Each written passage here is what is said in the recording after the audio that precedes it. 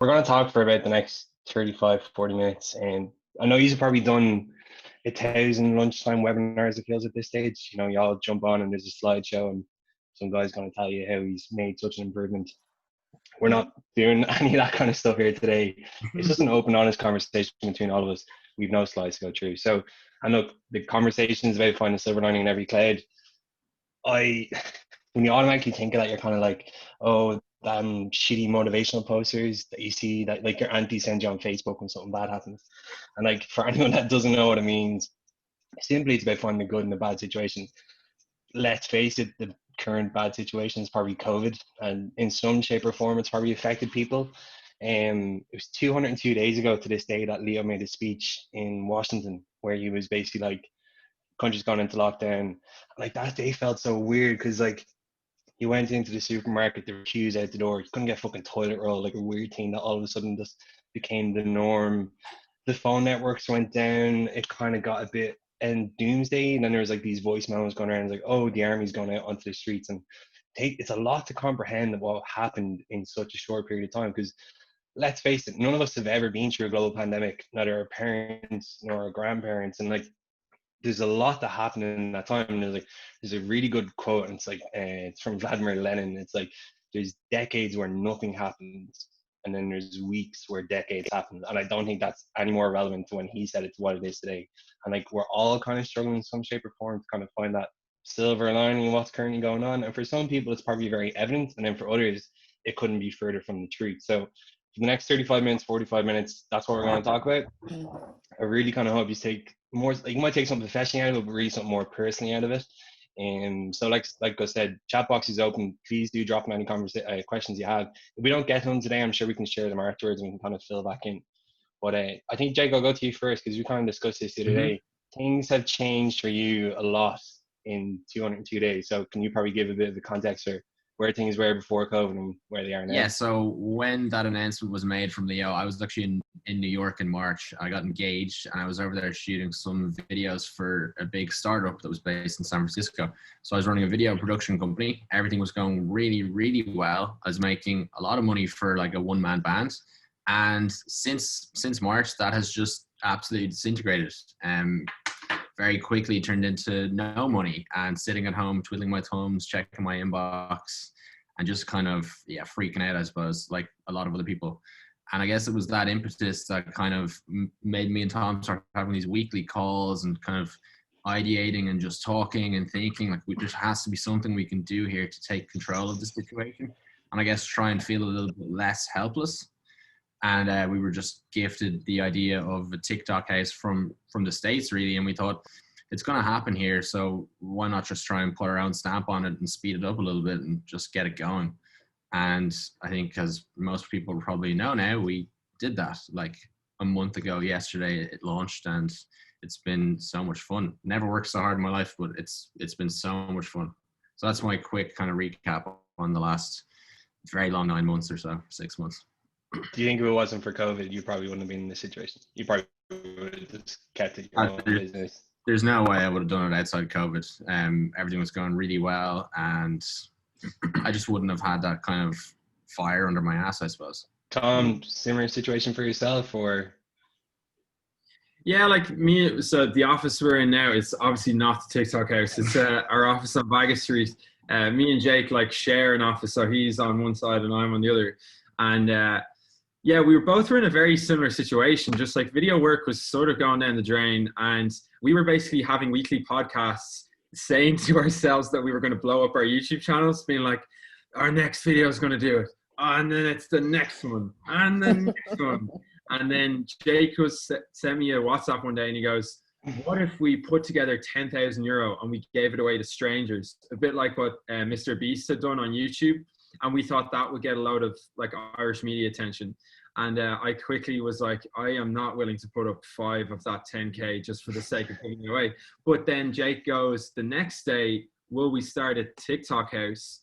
And just to sort of put context on it, a load of influencers have said that to me before, but generally they said, well, we just rent an Airbnb for the weekends and just make content together. But what Jake was saying was, no, let's get a really cool house.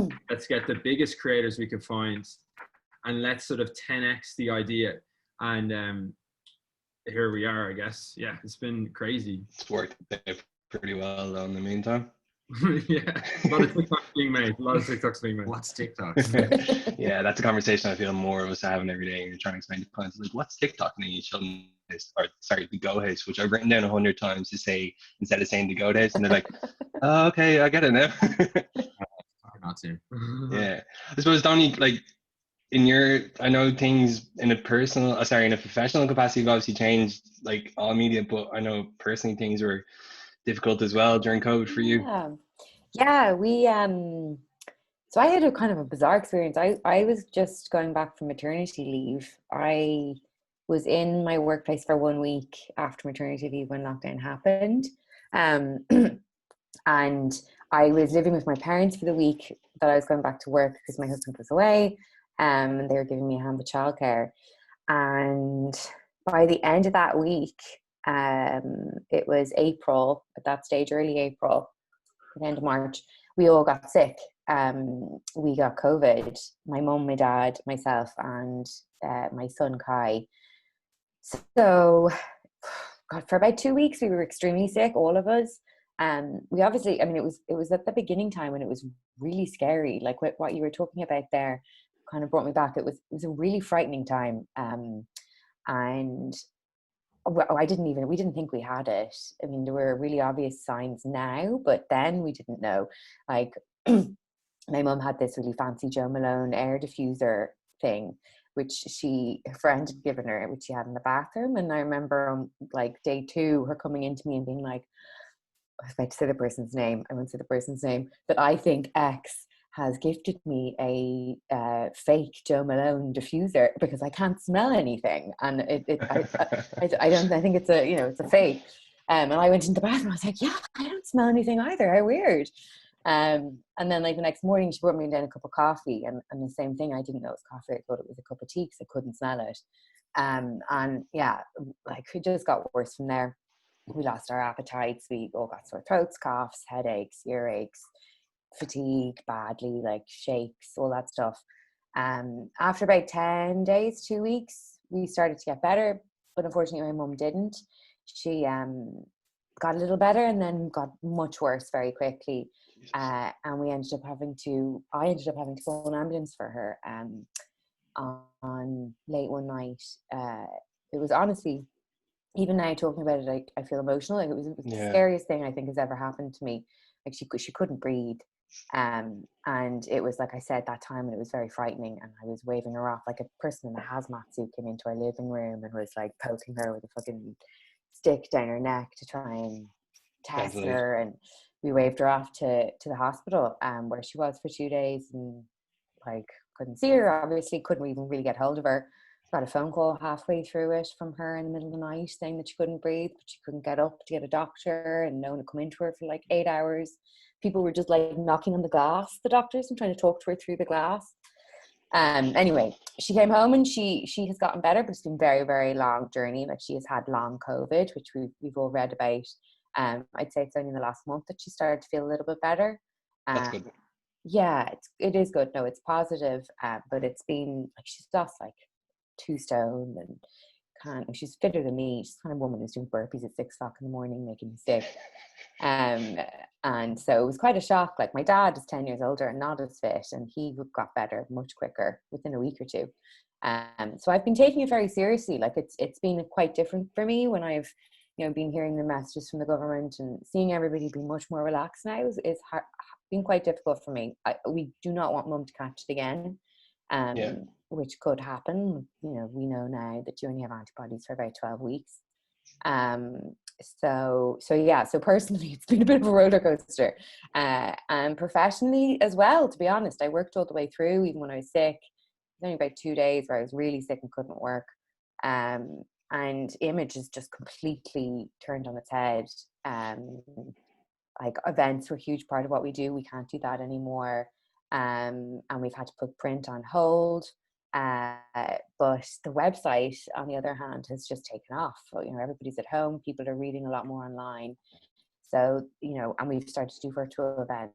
So we really have pivoted the business, and it's been positive without sounding too busy about it. So yeah, it's been a journey, as they say. Yeah, that's definitely sounding like one, is right. Yeah. Darlene, how do you think of like 202 days ago? What's changed for you in that time? Gosh, well, hearing Dominique's story, it puts everything into perspective. Like, I Yeah. feel so stupid to be like, well, I didn't get to host flea markets. I don't get people how to paint their clothes. But that kind of, it was tough. Like, obviously, as you can imagine, and similar to you, Dominique, like, hosting events, Yeah. being somebody who hosts events at the onset of a global pandemic, not ideal. We had such big plans. Summer 2020 was going to be our summer, and everything got scuppered. Like we remember the day before lockdown, and we had 40 events in the pipeline all ready to go. And in the space of, I'd say, about 3 hours, it was like cancel coming into our email account. I just remember being like, Taz, my business partner. I was like, Taz, this isn't good. Like, I think this is really serious. And she's like, look, it's fine. It's going to be so fine. It'll last for 2 weeks and we'll be done. Like, I was just kind of like, now here we are, whatever, 6 months later, and we haven't hosted a single event. And we were hosting multiple events every single week prior. And it's been really, it has been tough, because especially myself and Taz were like thick as thieves, and we kind of like almost joined at the hip. And she had to move back home to Mullingar. I was living in Dublin, and our entire business was not only what we were doing publicly but privately was just all via Zoom. So we were like just constantly on Zoom all day. And so whilst we had used to do like kind of workshops and talks to schools and businesses, which were kind of like a big part of our income, we tried to again pivot and bring that all online to Zoom, which was like, it was fine, and it has been fine, and we were doing it and people are enjoying it. But like for ourselves, like we would always enjoy it and like have the banter back and forth and kind of gauge the scene, like can we do risque jokes, or or this kind of more of an uptight crowd. But like now it's just, you're doing whatever jokes and just shooting it out into the ether, and it's very much like you're just doing it to a blank wall essentially. So it's very character building, but hopefully we'll be able to now bring some more IRL stuff back in the coming year, 2 years, 3 years, who knows. Who does know? It's kind of weird to kind of like, because I'm like yourself, I remember like sitting there, like we were all kind of finishing up, and met a few mates like just the day before it was kind of going into lockdown. We kind of felt like we were kind of told them work from home this day and everything else, so we went to the pub because we were working from home. But we were all like, oh no, like we'll be back in the office in like 4 or 5 weeks, like I'm not stressed about it. And then all of a sudden you're sitting here like 6 months later, you're like, what the fuck? Well, I think one thing personally, I think because, I don't know, I'll try to say to everyone, I think because we've had kind of so much time, because we haven't been able to do, like you said, you nearly had events on every, we haven't been able to do jack shit. It does kind of give you time to reflect slightly on what's happened over the last while, and like kind of, and like just your life in general. But like, I don't know about you, do you think there's anything you have kind of looked back on and go, I'm not bothered doing that anymore? Like, I spent so much time doing X. Now during COVID, I've had kind of time to reevaluate. I'm not really bothered doing it anymore. Do you guys have any kind of insight on that, or does anyone feel there's actually one thing they can tangibly hold that they're not going to bother? Commuting. Yeah. That's been, I can't believe how much time I was spending in the car. Like like an hour, 2 hours every day. It's such a waste of time. I've always been a real believer and a kind of campaigner for flexible working. This is not flexible working. This is remote working in a pandemic, which is a different thing. But I think one real positive out of all of this has been to prove to kind of managers and business people that people are responsible enough to be able to sit at home and do their work, and to be able to have some balance in their life as well, to be able to like put a wash on during lunchtime, or cook a nice meal in their kitchen during lunchtime, or go for a walk, or whatever it is. So yeah, commuting, I wasted so much time in the car, and I will never do that again. Yeah, it is mad, because I was like kind of looking at it before, and I was spending nearly 2 hours. But back when I used to live in Drogheda, it was kind of cleaning up Dublin. It's 2 hours a day. Like you add that up, you're like nearly like a week, like over the year.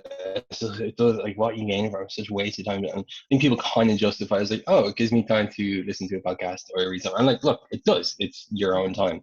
That time can be so much better spent. Like you can definitely be doing something else that can kind of go. Geraldine, I know from like your business is kind of out use less, as in, people are probably reevaluating their purchasing decisions more than anything else. Like, have you kind of seen that pick up, or? Yeah, sorry, I feel like I came at that first answer with a very negative spin, but like there was positives as well, because people really did kind of reevaluate their whole lifestyle, I think, with the onset of COVID. And it was like it was this slowing down of life, and people kind of, again, kind of evaluating like, what was I doing before that I don't necessarily need to be doing before, in the future. People got really big into sourdough and banana bread, and I think as well, even like clearing out their wardrobes. There were so many trends that were actually directly in line with what we would kind of be like preaching. Yeah. Even talking about things like, you know, doing like learning crafts or embroidery, or, you know, things that now that people had the time, well, people, those who were privileged enough to have the time to spend doing that kind of stuff. Or even, I suppose, there was a lot of, I suppose, people being online so much as well, they were kind of hearing a lot of news about, say, these fast fashion houses like not paying their workers correctly or whatnot. So there was actually a surge in interest completely of like what we were talking about. So that was really fortunate for us. If there was ever one positive to come out of this, that was one thing that was great for us. And I'm so sorry, what was the question again? It was basically, it was in relation to that. It was kind of like tying it back into your own business, because like I think, yeah, like I totally agree that people kind of reevaluate like spending money, not spending money, but in terms of their actual purchasing. And like this whole kind of grow local in terms of supporting the local economy is now more relevant than it's ever been before. Yeah. But then at the same time, you also see like the ASOS just absolutely rocket their sales, and it's like an unfortunate catch-22. And like I don't know, it was Boohoo.com were like not paying their staff, enough like that. And I feel like you said there, like if you had all your events on at the time that you were kind of like being able to get in front of them, I suppose the gains probably could have been so much more from there. But and it's, I think like looking back on stuff, like I like a joke, like episode of Riddle in the Years in 4 or 5 years time, like you're gonna need like a 4 or 6 part just to kind of reflect on what's actually happened. Like it's literally ridiculous to try to break it down. And it's not just COVID news, like the Tango Mango over in the States about to go for re-election, everything else in between, like it's so packed with stuff. And that's what I mean. It's like literally trying to take into what's actually changed over the last while and go from there. And I suppose like even if you think like all the different different segments, like, you know, back when like Tiger King, and then there was banana bread, and then there was, you know, all the like closet clear outs, all the different segments of it's actually lockdown. been really interesting watching the traffic coming into image.ie. You can, it's a good way to kind of take the temperature of, I was going to say the nation, probably more like women of the nation, but to see the different interests that like property for a good while until very recently in the west of Ireland was just going bananas on the site. Like people could not get enough of houses in Westport, like, you know. And then there was banana bread recipes, and there was a time when people were really into nature, and anything that was about like nature walks or bird watching was going crazy. And like literally week by week you could see the different trends. Like everybody was doing the same thing at one time and looking this way and then looking that way, you know. It's there's really nowhere else to really fascinating. look. There was nothing else to be doing. Like it drove people to that kind of direction. It was mad kind of looking back and like bread being sold out everywhere. Jake is texting into the group chat here saying that it meant more time for TikToks. It was actually Tom. Yeah. Oh, sorry, Tom. Yeah.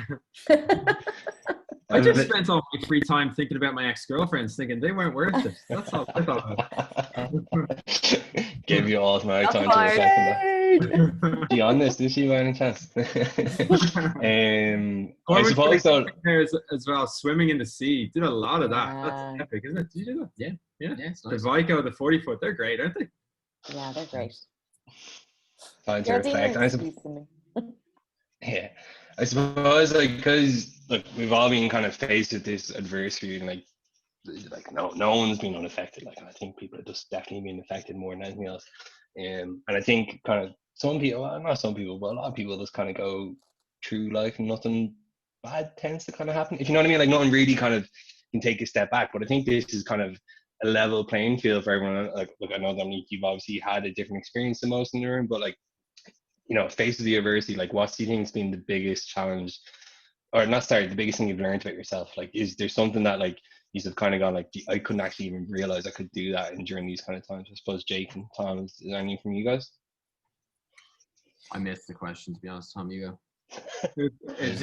I'll reiterate the question because Jamie said it so eloquently. Did you learn anything about yourself during these times? I think probably learned that I was wasting time on things that didn't really matter for the sake of busyness. That would probably be one. And then also overall, just, well, this is not really a day-to-day productivity thing, but overall, just, I think we all play life way too small. I think that's what me and Jake were thinking when we were starting the house. We just started to think bigger. It's just an Irish thing where you just get stuck in like your job or where you work or what you're doing and stuff. And overall, I think we've learned anyway to just try and just dream bigger in life, like, because you don't really know what you can achieve. Whereas beforehand, when we were both really busy, I think, and probably for the same for a lot of people, we had our heads stuck in the day to day.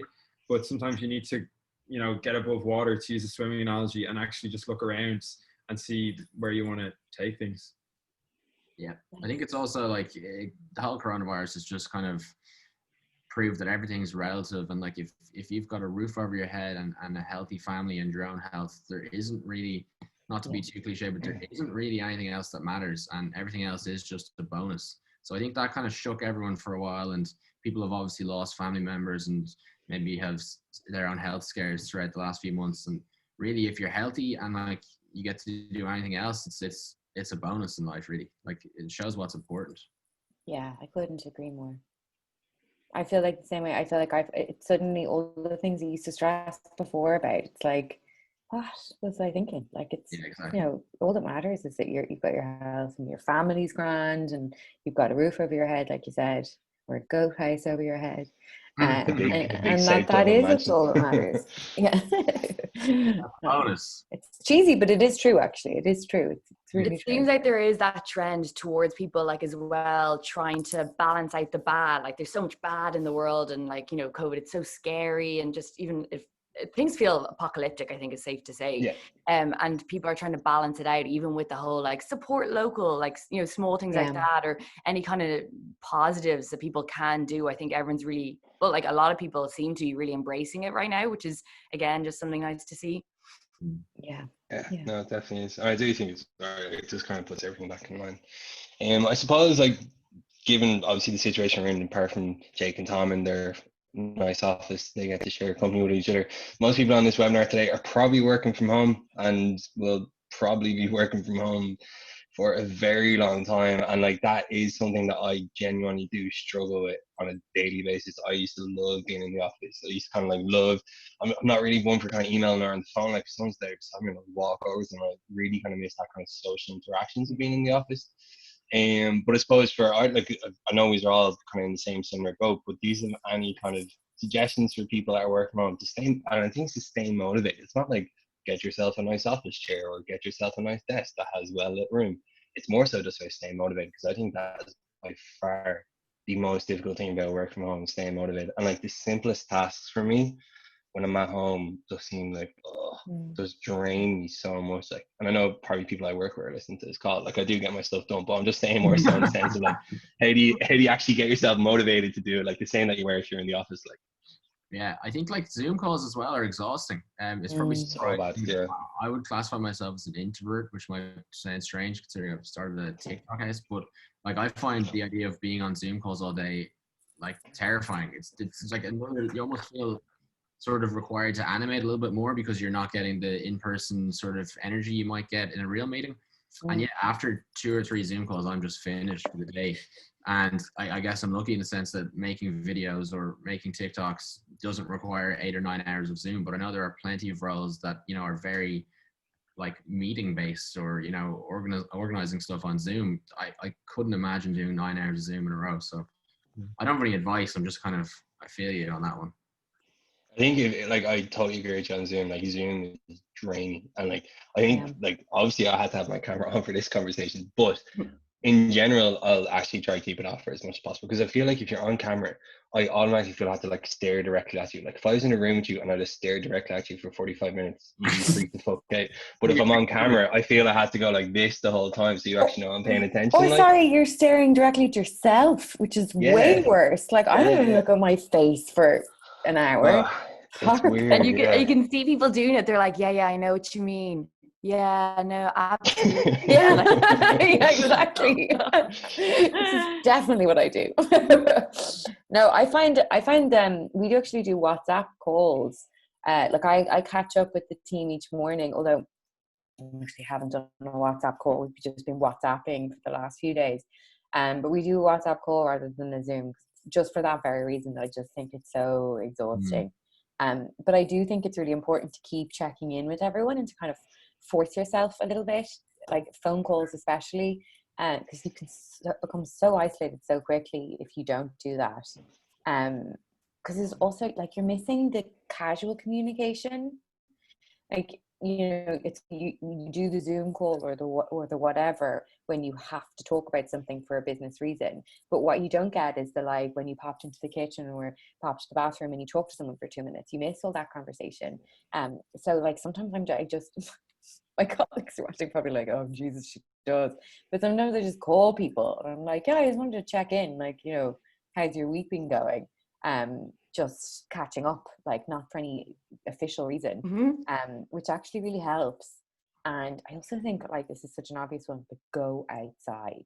Like, just get up and freaking go outside and go for a walk just for 10 minutes, like, at least once or twice a day. It was amazing. Yeah, I 100% agree with that, because I was like, that was my manager, like, when this was all this kind of kicking off, and she was like, no, I'm actually literally like getting up and walking the route that I would take to get the bus and then just turning back. So I sometimes feel in my head that I'm actually going into work. But like, I was kind of doing that at the start, and I actually live kind of near enough to my office, which is even worse, because like when I go for a walk, I walk by the office and it's just all the blinds and I'm like sitting like a school child outside that like turned up the wrong day at school, and like, oh, we're going, like, it does really, like, you kind of feel yourself like, Jesus Christ, I really want to kind of get back to, like, and it is like you just said, it's like, I feel like if I walk by someone, I can easily just have a conversation. It's like, oh, do you see that thing that I kind of need to get fixed? Like, if I call them out of the blue and I haven't spoken to them in 2 weeks, like, oh, hello, why are you calling me? Like, are you okay? Like, what's going on? Like, and I really do think it's that kind of like, yeah, it's that kind of this casual conversation, this kind of thing, and picking things up by osmosis, just being around it as well. I think. Do you know it's less violent than a phone call? Because I think sometimes actually when someone calls you on the phone, it's like, what are they doing? Why are they calling me? Leave a voice note on WhatsApp. That's like, more casual and less like in your face.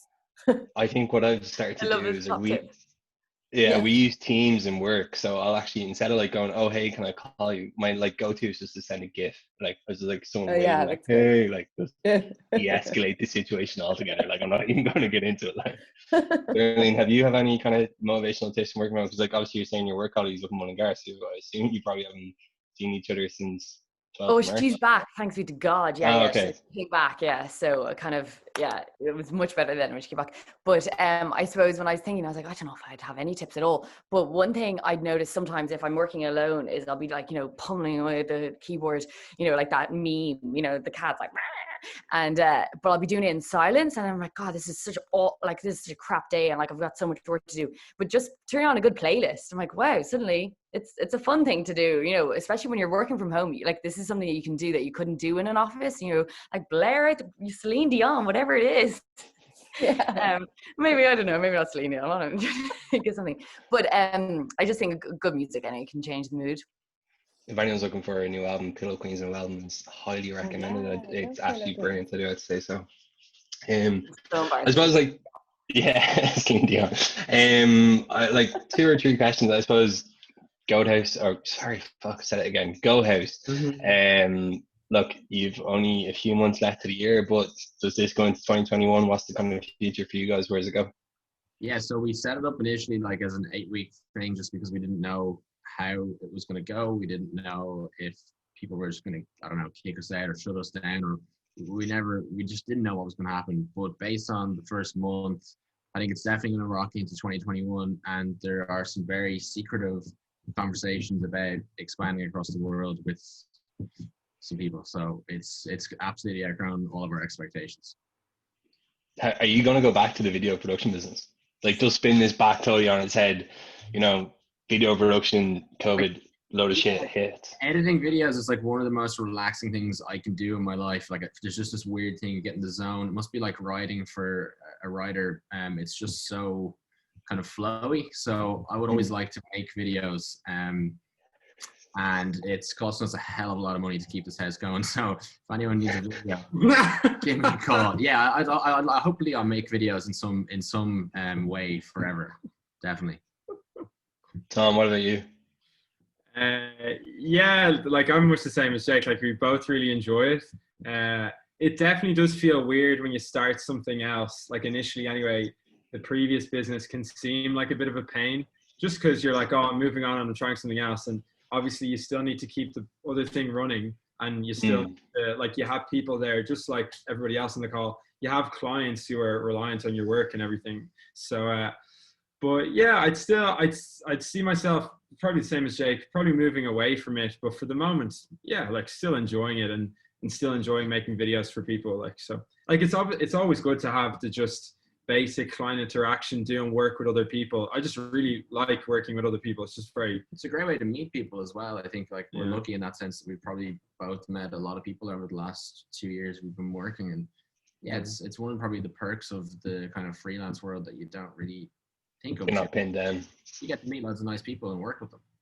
Yeah, that's definitely no. It is a strong point. It's not so much from a media perspective. It's not so much. But I know from a lot of the creatives that we work with, yeah, they really do enjoy the ability to kind of go from project to project and like give themselves, if they want a gap in between, a bit of time and then kind of work. But it is literally the case. It's working on as many things as possible. Yeah. And during 2021 or the rest of the year, a lot depends on kind of government guidelines for you guys. How do you see things going? Yeah, I mean, we would have said world domination, but no, that's kind of been reduced somewhat. Yeah, so I suppose just kind of keeping as we're going, we've got some exciting plans that can't be revealed yet. But hopefully we will be able to actually do some even like small scale events, but or like we've got actually one big virtual event coming up nationwide. So watch this space. But yeah, just like fingers crossed. I really would love to bring back even like socially distanced flea markets or something, because it was that sense of community and like camaraderie, and I think that really is what galvanizes people, definitely within the sustainability movement anyway, when they're with other people and doing it in a fun way that kind of takes the like doom and gloom out of it. So I really hope that we will be able to do something IRL soon. Yeah, yeah. Hopefully, like we can go in a supermarket. Like I'm sure a market could definitely like it's just it probably takes someone in government to just tick a box though. Unfortunately, God knows when that will be. Dominique, yourself, you've had a bit of a roller coaster obviously of a year, but like where do you kind of see things going? Well, I mean, it's actually like we have had the opportunity over the last while, which never happens in publishing, to slow down a little bit and to kind of really take some time to look at what we're doing, what we enjoy doing, and what we want. We know what our readers want. So I'm going to be like exactly like everyone else and be like, there are very big plans that I can't talk about. But there actually are in the next month or two happening. And I have to say, like, it's actually, it has been a silver lining. Like, it has provided us with a really exciting new future that wouldn't have existed had it not have all happened. So there you go. Good. I don't have anything that I can hide from anyone because I don't really have much else happening for the rest of the year. I'm just going to make it 2021. No, I'm only joking. Look, I suppose like there's a few comments there we'll kind of get some now, but I suppose I'll just try to say to everyone, like some of the people on this call have either unfortunately been let go since COVID, and there has been redundancies within the industry. They have affected people on the age of 30 slightly more in terms of the lower pay scales and stuff like that. So look, that's what Futureheads data represent. They could either be concerned with their job going forward in the future. You know, that's the biggest thing is the anxiety that's there. We don't know where things are going to go. There's no like end in sight, and like human behavior will always tell you that people can withstand really tough things if they know how long they're going to withstand them for, and they don't tend to withstand tough things if they don't know how long they're withstand them for. And I think during COVID that's a really big issue. But I'll throw it out to all you guys. If someone's within that position about one about lost a job, or second year worried about where they're going to go, do you have any advice for them? I suppose we'll probably say from if they've lost their job, they get back in. Do you guys have any advice for any of them? It's really, really hard. I would first of all just say I'm sorry to anyone in that position. It's so shite, and for that, on top of everything else that's happening in the world right now, it's just a crap thing. I would say, like, personally, from my experience, I kind of burnt out about nearly a decade ago now, a long time ago, and left a job. It's not the same, but left a job and was suddenly really low. Had to move back home. But what it did give me is the opportunity to just be like, okay, scratch everything, start afresh. What do I actually want to do? What do I enjoy? There's loads of free courses and stuff you can do online. There's loads of, like, obviously you can go back into proper education, but I think to actually try and look at the positive and take the opportunity to like think big, like Jake said, and like rewrite it, pick what you want to do and take this time to set the foundation to do it. Sounds really, I know, cheesy, but I do think that works. I think it's a good thing to be able to do and have to be forced to do every once in a while. Yeah, definitely. Jake, Tom, apart from going and getting a massive house and inviting a lot of creators to it, do you have any other advice for any people that are kind of in that position right now and are looking to kind of start again or get back into the kind of I think in the really short term, like some practical advice is to write stuff down, like your feelings and your thoughts. It's amazing what happens when you put them with ink on a page, how much more manageable they become. I think maybe if you've lost your job, like make a budget and try and figure out what your runway is, and like even doing that can kind of give you a little bit of clarity on your situation and make it feel a little less out of control. And then from like the dreamers end of things, use the internet, I guess. So I guess maybe it's the blog you've always wanted to write, maybe it is the YouTube channel you've always wanted to start, or anything creative. It's drawing. Like the internet gives you so much opportunity. It might just be someone will see your drawing that you made and you'll get chatting and they've got a position in their company, or like the internet is just unknown what can happen there. So just give it a shot and just try things, I suppose. Yeah, and then also like, although we haven't lost our jobs, like our video businesses, they get pretty much decimated, and that obviously it's not the exact same feeling, but you do just get this sense of like your ego takes a hit because you were earning a certain amount of money, now you're not. You were used to a certain lifestyle, now you're not. And like I even felt that literally this morning, and I was like, well, look, like what else are you going to do other than just go on the offense? I think it's the hardest time to get aggressive in terms of picking up the phone, ringing people and emailing people and connecting with people is when you feel at your worst. But unfortunately, you sort of have, I was thinking about this morning, there is no other choice other than to go after stuff, isn't there? And fight or flight. Even like, yeah, it's literally is a survival, isn't it? You just got to survive. And say last week, a school hit me up to get school yearbook photos done because in COVID, they can't do group shots anymore. So they had to do single headshots. And now I emailed a lot of schools to try and do headshots and get more work that way. So just try and make the best of what you can. And, it is unprecedented times, but I do think we'll look back on this point in history and we'll look at the people who actually tried to do stuff. Yeah. So if you can try and look at it as positively as you can, I guess what other choice do you have? No, I think you're dead right. Like it's fight or flight, it's survivor or not. And like, look, there's times when people are probably going to feel on the flight side. I'm not able for this. People will eventually come back around. I think these points are relevant for them. Jeremy, what about you? Do you have any kind of advice, like anything that you've kind of done? Well, I hate being the last for this. I'm like, oh, they've taken all the good advice, damn it. But one thing I was thinking was that, like, maybe looking to the industry or the various industries and what is booming, like what's actually prospering, because there are some sectors that are doing well from all this. So maybe kind of even like create a Venn diagram and taking from what you're talking about, Dominique, like, what is it that you actually want to do? Then maybe think about like, what is your skill set and what actually is what's thriving, like what could be a viable profession for you down the line. So maybe then trying to figure yourself out in the center of all that could be helpful, because I suppose if you're coming from a business that they've let you off, it's probably because maybe they're not going to be prospering in this kind of a climate. So maybe it's worth looking elsewhere and seeing how you can adapt and maybe jump over to somewhere else. Yeah, no, I think that's definitely relevant. And I think like looking at what's coming down the line, and it's not even like what's relevant now, but what's coming down the line 2-3 years, and trying to just prep yourself to be in that position, because we probably well, look, hopefully things are kind of sore by them, but we look at kind of where investments are going, more green stuff like that, and like yourself and sustainability, that's obviously relevant. But then like, what habits have people changed massively during COVID that are obviously going to be relevant throughout into the future? So yeah, and look, I suppose that's pretty much all the kind of questions that we have. I'm going to just kind of open up the chat. Charlie's throwing me in a few questions. I'm just going to jump straight into this first, and I'll kind of try that out to everyone. Do you think advertising has a role to play in social impacting sentiment and messaging like climate change into advertising? I'll try that out before I answer the question as well. Does anyone want to come back? So sorry, do you think that advertising has a role to play? In social impact. So in terms of like Yeah. advertising for environments or advertising for like social change in terms of COVID change or so forth.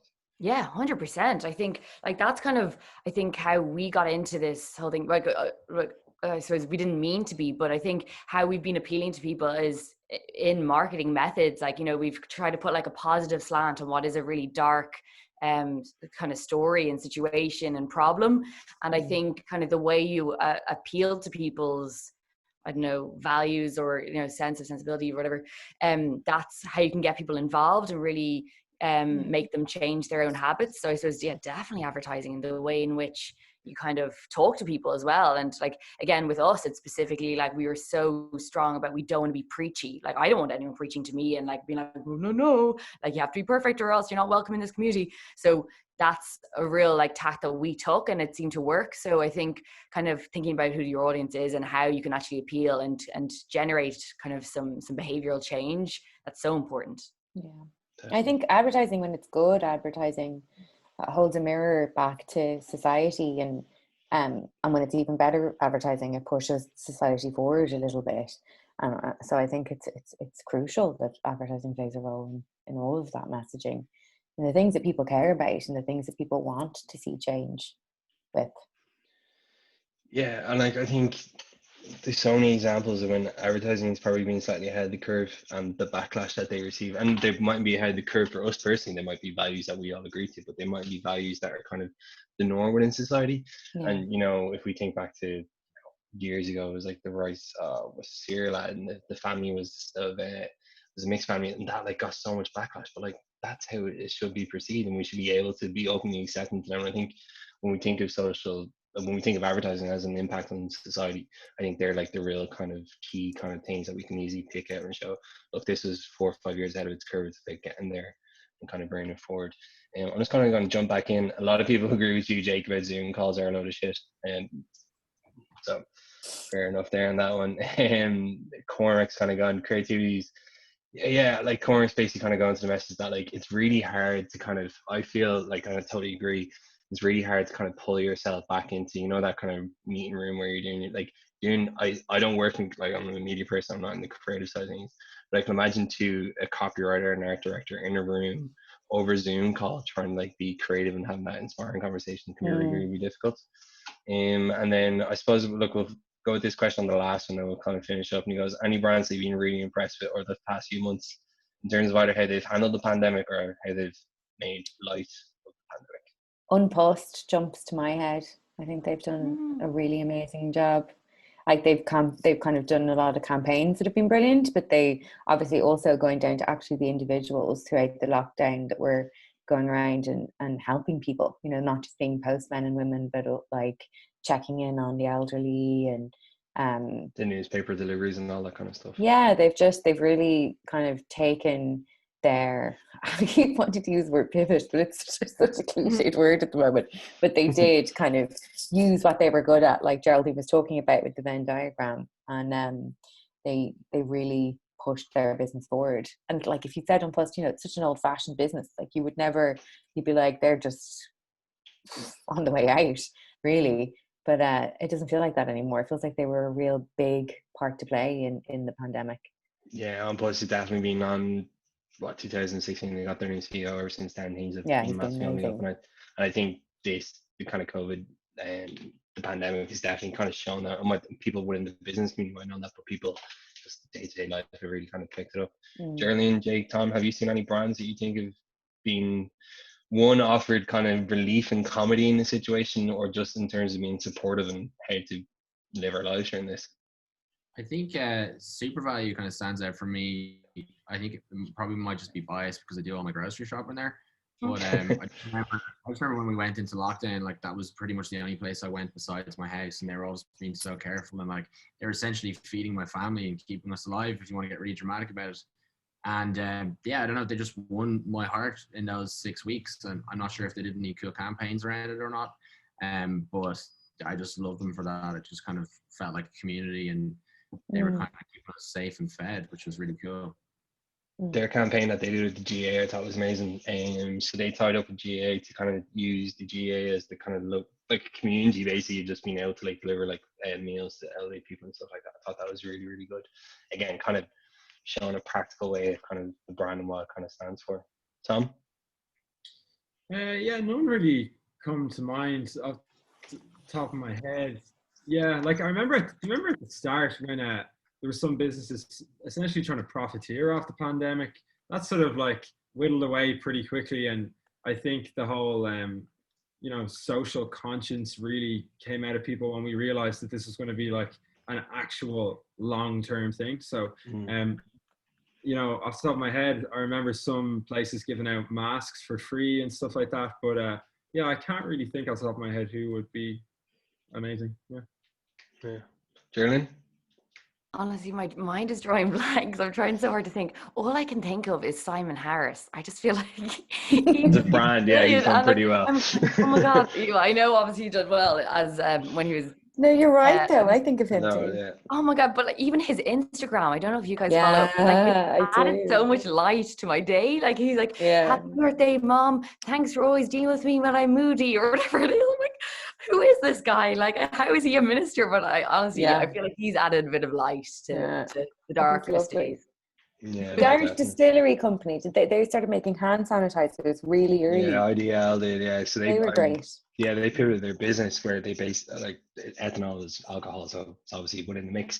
And they pivoted and they just started kind of doing hand sanitizer and stuff like that. And they weren't distributing it, I don't think the shops, I think they're distributing it to the HSE.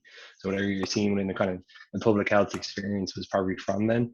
So yeah, like so, and I think to Jake's point as well, like I can't think of any particular major brands or brands that would probably work with on a daily basis within our kind of sphere that we're seeing to be profiteering, but there's definitely shops that were jumping on boards like let's make a quick buck. But I think that got kind of seen so quickly, and like people will remember, I think COVID as a whole, I think people will really, really remember what certain people did during COVID, and it will affect them later on in life in the sense like I don't want to deal with that person because they did X, they did Y. So I think that's really it.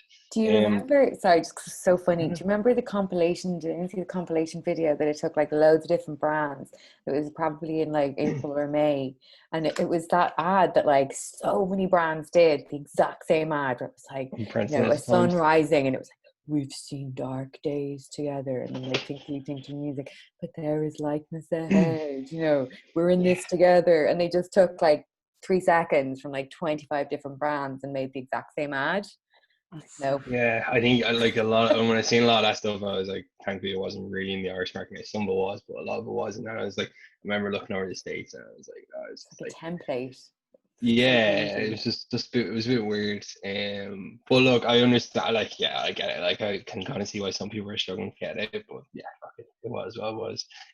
Before we finish up, guys, I'm just going to try to do. If anyone wants to get in contact with any, is there possible ways to keep in touch? I suppose I could go to the Go House on Instagram. That's a fairly straightforward one. Yeah, or you can email us at yo@thegoat.house because our Instagrams are kind of busy. And we haven't changed the URL on the email yet, so it's still goat.house. Jamie will be happy with that. Yeah. Don't tell the company that's trying to sue us. Tony? On social media, I'm Bobblehead Mo on Instagram and Twitter, all over the place. And my email is, I'm trying to decide what email to give you. My work one is dominique.macmullen@image.ie. Perfect. Jeremy, I do apologize because every question I've come to you at the end, and I'm only realizing now. But the way my screen is set up, you're at the end. So I'm just going in that order, okay? I swear. You're saving the best for last. That's right. Yeah, exactly. That's it. Yeah, sorry. So I'm Geraldine_Carton on Instagram, or else we're at the USIS Project or info@theusisproject.com. Brilliant. Happy days. No one's really interested in following me. I don't really have much to say. But I just want to again thank everyone for jumping on, and thanks to our guests as well. It was really great having you. I think Gus will probably jump in after this. We do have some ideas, I think, to do these going forward. So look, if they come up again, if you have any topics that you want to kind of discuss, or if you have anyone that you'd like to have speak, whether it's yourself or on behalf of your kind of team, just let us know. Gus is gonna come back on and finish this off because I don't know where it goes. That's a wrap. Thanks, guys. That was absolutely brilliant. I loved listening to all y'all. Thank you so much for joining us today. It's been a real pleasure having you, and I hope we can collaborate again soon. I'm going to pay much more attention now to Image Now, the Useless Project, and the Go House. And Jamie, thanks. You're a brilliant moderator. I'm so glad that you did that. Thank you, Jamie, and thank you, Gus, and thank you, Charlie, who's in the comments there. Asked a lot of questions. Brilliant. Thanks, guys. Really appreciate your time. Bye. Thanks all for joining us, all the guests. Thank you. Thanks for having us on, guys. Bye. Cheers. See you later, guys. Bye bye. Take it easy. Thank you.